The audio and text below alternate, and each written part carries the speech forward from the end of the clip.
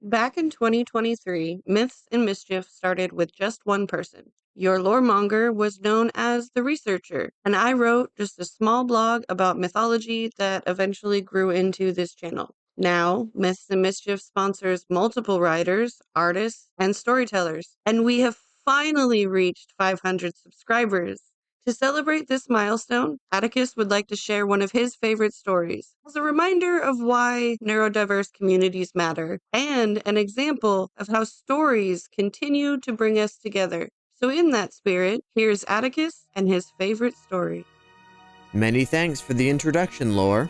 Because of all the things we've covered on this channel, you likely think I'm gonna talk about a Greek epic, or a beloved fairy tale, or, let's face it, Jurassic Park. But my favorite story, like most great stories, is a telling of an old story with a spin. My favorite story is Guillermo del Toro's Pinocchio. Pinocchio by itself is fascinating. Many adaptations have come, Disney's adaptation from 1940 being the most famous. But Del Toro's beautiful spin on this classic tale is what makes it my favorite.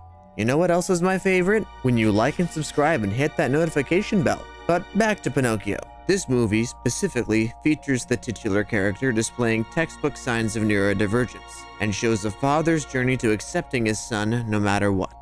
Spoilers ahead. The story begins in World War I with woodcarver Geppetto and his son Carlo building a wooden statue of Jesus Christ in a local church. The bond between Carlo and Geppetto is shown in many heartwarming displays, but the one I always remember is Carlo finding the perfect pine cone that will finish the sculpture of Christ. As he's transporting it to Geppetto, an airstrike destroys the church, with Carlo still inside. All that survives is his perfect pine cone, unblemished. Geppetto goes home, buries the pine cone in his backyard in a makeshift grave for Carlo, and gets lost in grief and in drink. Years go by and the pine cone grows into a beautiful pine tree, home to Sebastian J. Cricket, but Geppetto can only see it as a reminder of what he lost.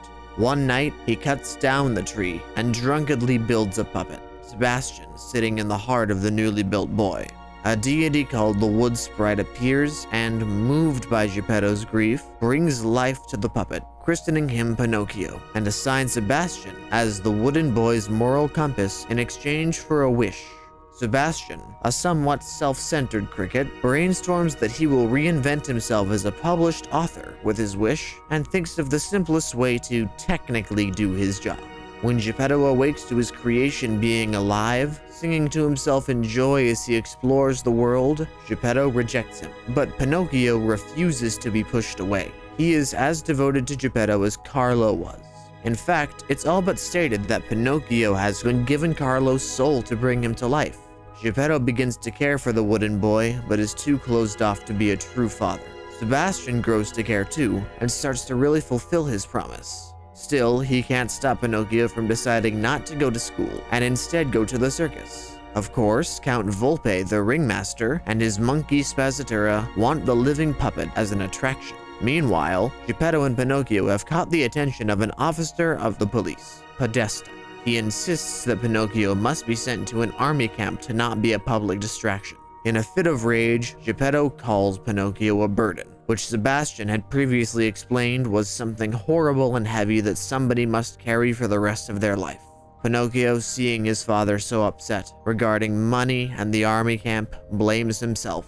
During the argument, Pinocchio is hit by a truck and dies, where he meets the wood sprite's sister, Death.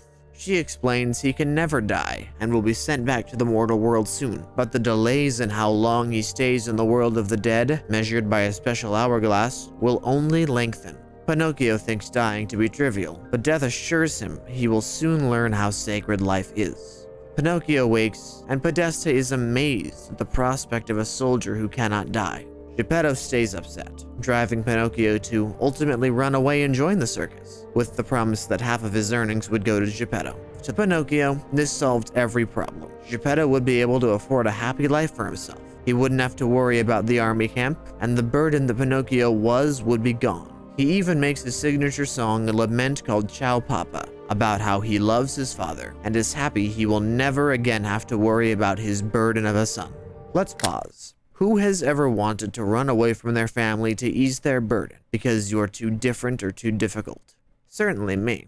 I fantasized about it and thought it was truly the right thing to do. And then I was confronted with this, a character that actually does that. And suddenly I wasn't watching a movie. I was Pinocchio, living a story I wished was mine, until the next scene.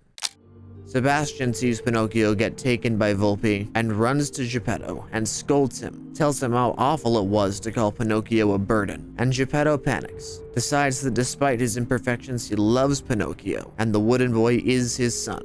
He uses all the money he has, every resource, to follow the carnival and get his son back, but he's always one step behind. Meanwhile, Pinocchio thinks Geppetto is living comfortably at home. This was earth-shattering to me, because it's what my family always told me would happen if I ran away, but they had no evidence to prove that to me, so I never believed it. And then this story became the proof, and all that I thought I knew about my parents and how I affect their lives was shaken to its core, and I had to accept that I was loved. I, who I hate so much, am loved, and here's the proof. That would be enough on its own to make this story my favorite, but there's more. Spazzatura discovers that none of the money has been paid to Geppetto and tells Pinocchio, resulting in the monkey being beaten, which upsets Pinocchio very much. At a performance where Volpe wanted to impress Mussolini, the two arrange a performance that mocks Mussolini and embarrasses Volpe. Mussolini shoots Pinocchio dead. When he returns from the underworld, he's in a truck with Podesta, his son Candlewick, and many other young boys being shipped to a military camp. Here we learn about Candlewick's trouble of not being able to please his father, who always calls him a coward. Pinocchio parrots something Sebastian said to him. Sometimes fathers feel despair, like everyone else, and they say things they only think they mean in the moment. But with time, they learn they never really meant it at all. And they may even call you ugly things like a burden or a coward, but inside, they love you. And he and Candlewick start coming into who they are, discovering rebellion and free thinking on their own. Candlewick finally says no to his father and calls him a coward for not being able to say no to his superiors. And his father breaks down in fury as another airstrike hits, this time targeted at the military base. And so starts Pinocchio's journey, after running into Spazzatura, to find Geppetto. The part with the whale is pretty similar to other versions, so I don't feel the need to break it down, other than to say Pinocchio dies again, and watches his father sink below the waves, yet has to wait even longer to go back. And so Pinocchio, understanding finally how sacred life is, shatters the hourglass in Death's Chamber and is brought back to life, mortal. As they make it to shore, Sebastian and Geppetto awake to a lifeless Pinocchio. Sebastian demands his wish, explaining how he tried to teach the boy right and wrong, but that Pinocchio didn't need teaching, because the boy was already good, and even taught Sebastian. So he gives up his dream of being an author to wish Pinocchio back to life. Then Pinocchio, Sebastian, Geppetto, and Spazzatura live together as an odd but loving family. Pinocchio takes care of each of them as they all live out their mortal lives, and Sebastian, in the afterlife, speculates on what happened to him, being that a wooden boy can't age. He presumed that he died someday after helping other people as much as he could. Pinocchio doesn't become a real boy. He's accepted as he is. And that was his true wish, not to change, just for his father to love him as he is. You don't need to be perfect like Carlo's pinecone. You can be as imperfect as Pinocchio. And that is the reason it is my favorite story. It tells the tale of a grieving father learning to love a son who doesn't fit the mold of the son he had before, and of a son learning his inherent worth, despite the fact that he isn't the same as other kids. It's a story every family needs to see, but especially families with a member that is neurodivergent or disabled. Guillermo del Toro's Pinocchio takes a childhood staple and makes it about us in a beautiful, beautiful way. Thanks for listening to this very personal story, and thanks for subscribing and helping us grow. 500 subscribers. Wow. I can't express what it means that you've all collectively given us your attention and support. If you're not subscribed already, please do, so that we can keep having these milestones and celebrations, and grow to reach all the people who need a little myth and mischief in their lives. Until our next adventure, so long, and thanks for 500 subscribers.